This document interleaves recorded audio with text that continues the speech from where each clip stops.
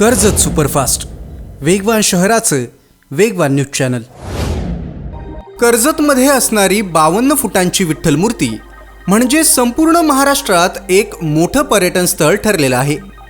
आमदार महेंद्र थोरवे यांच्या संकल्पनेतून उल्हास नदीच्या तीरावर उभ्या राहिलेल्या या विठ्ठल मूर्तीला हजारो लाखो भाविक भेट देतात आणि विठुरायाचं दर्शन घेऊन आनंदानं न्हावून जातात।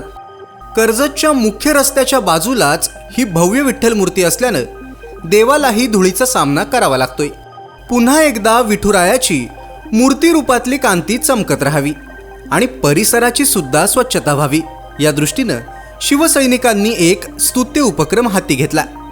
धुलीवंदनाच्या निमित्तानं संकेत भासे यांच्या नेतृत्वात शिवसैनिकांनी विठुरायासोबतच धुलीवंदनाचा आनंद घेतला।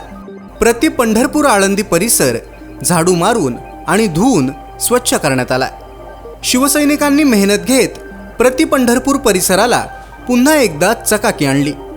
नगरसेवक संकेत भासे हे पुढाकार घेऊन नेहमी प्रति पंढरपूर आळंदी परिसरात स्वच्छता मोहीम घेताना दिसतात। स्वतः शिवसैनिकांसोबत विठुरायाच्या नामाचा गजर करत संकेत भासे हे अनेकदा प्रति पंढरपूर आळंदी परिसरात रमलेले दिसून येतात। सध्या मेन हायवे लगतच पुलाचं आणि रस्त्याचं काम चालू असल्यानं प्रचंड प्रमाणात धूळ उडत आहे। त्यामुळे विठ्ठल मूर्तीवर सुद्धा धूळ उडालेली होती।